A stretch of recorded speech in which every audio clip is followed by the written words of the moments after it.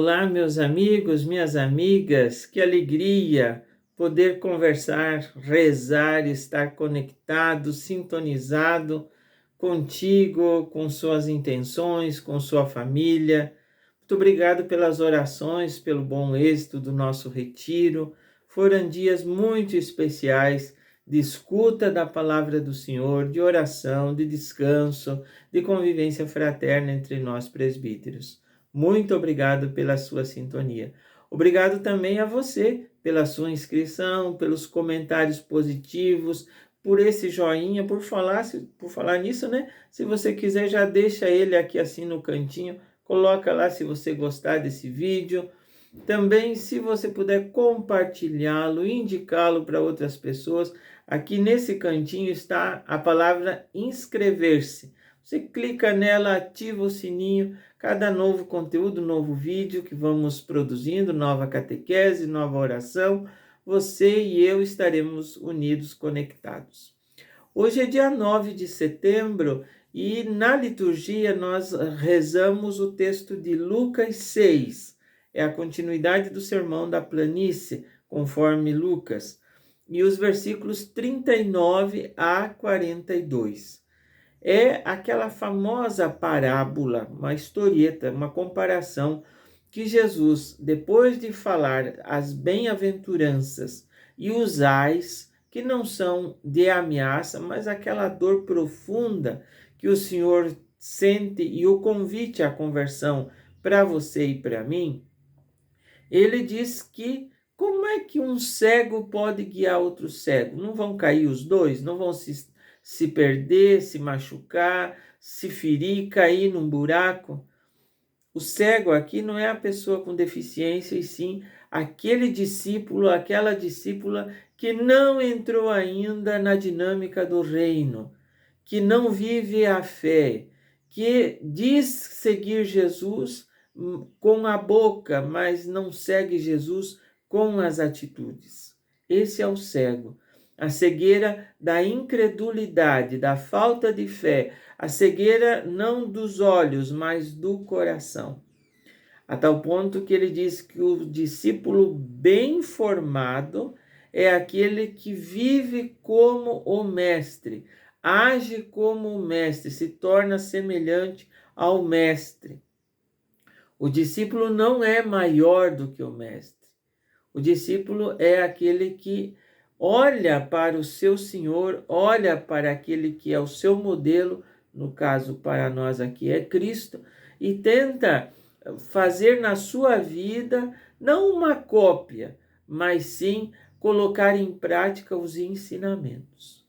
E aí ele diz assim: como é que você, sendo cego, vai querer tirar o cisquinho lá, a sujeirinha que tem no olho do teu irmão, e no teu tem uma baita de uma trave? Tem lá uma realidade que te atrapalha tudo, que não te deixa ver bem. E até usa uma palavra forte, hipócrita. Hipócrita, no teatro grego, era aquela pessoa que usava uma máscara e se apresentava para os outros, era um personagem.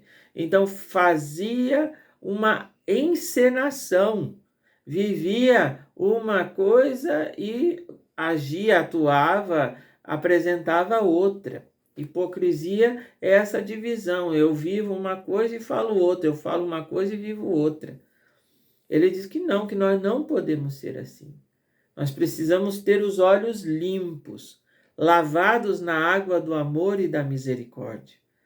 E esse cisco enxergado normalmente são as nossas críticas, os julgamentos que condenam a pessoa, o dedo apontado para o outro, esquecendo que para nós tem mais três e ainda um para Deus. Esse julgamento, essa condenação, essa crítica sem uma autocrítica, ela é muito venenosa, porque criticar os outros, os defeitos alheios, enxergar o defeito do outro, sem olhar para nós, é a mesma coisa que querer limpar a nossa casa com um pano sujo.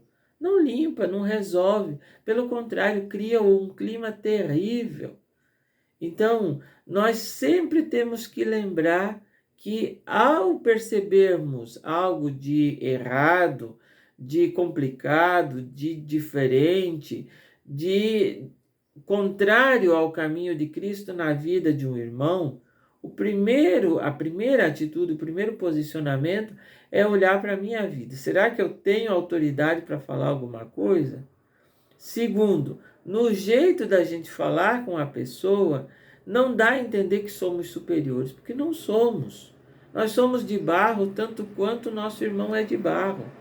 Nós temos defeitos tanto quanto ou piores que aquele defeito do irmão, da irmã que saltou aos nossos olhos. Então, a nós compete, queridos amigos, a correção fraterna. Chegar e dizer assim, Marquinhos, olha, acho que esse teu caminho, não é que eu seja lá exemplo para você, mas esse teu caminho não está indo muito certo. O que eu posso te ajudar? O que posso fazer por você? Essa é a maneira da gente se portar. Agora já chega apontando, destratando, ofendendo as pessoas, ainda em público, para piorar a situação, não dá. Nosso Senhor Jesus Cristo diz: como é que esse cego vai querer guiar outro que tem deficiência? E pelo que dá a entender da parábola, a cegueira de quem está corrigindo é maior, porque no do vizinho é um cisquinho, naquele, no nosso principalmente, é uma trave. Por isso eu anotei aqui no meu texto, na minha oração, que nós precisamos hoje, como incentivo desse texto, evitar as condenações. Nós não sabemos por quê. Aquele fulano lá é bêbado, é isso, é aquilo. Não sabemos o que levou a pessoa a agir daquele jeito. Ao invés de apontar o defeito, será que nós chegamos e dizemos para ele, meu irmão, o que eu posso te ajudar? Porque criticar, apontar o defeito é fácil. Agora, solucionar, ajudar, ser ponte para a conversão, porque tirar a trave do olho, olhar com os olhos de Deus, é conversão. É olhar com o olhar da misericórdia. Então, nós não humilhamos, nós não apontamos o defeito alheio, nós não menosprezamos, pelo contrário, nós damos exemplo. Se somos exemplo, nesse caso, como é que eu posso dizer para vocês não bebam se eu sou um alcoólatra?